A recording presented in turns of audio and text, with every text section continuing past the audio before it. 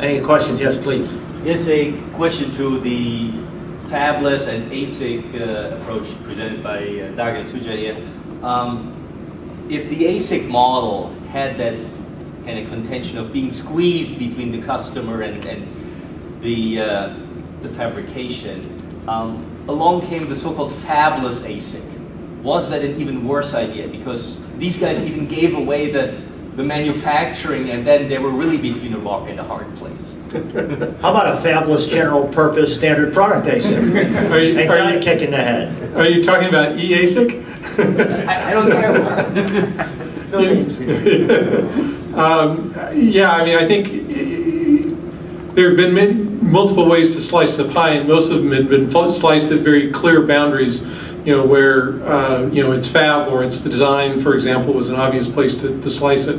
There have been a few companies which have tried to slice it a little bit differently, where they provide more of the design talent, such as we did in starting up the ASIC business. We were a partner with the system design company or a systems company to do the design. We had design centers around the world where engineers from the systems companies would come, and we would hold their hand or do part of the design, or do interface at whatever level was possible. And having design centers was a key element and a big cost of being in the ASIC business.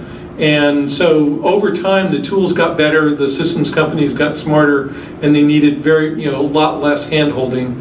And so they could take on more of the design, and then they developed teams that could interface directly with the foundries. And so the ASIC company was sort of squeezed out of that. Inevitably, not everybody does exactly the same thing, and there remains some need for this intermediary ASIC group to help them through the design and manufacturing process. The foundry issue has been driven purely by an economic kind of thing, where it is so expensive to do a modern fab that you can't fathom how you would do that other than through major it's multi-billion-dollar investment, and so has to be taken on as a huge countrywide project of its own, right?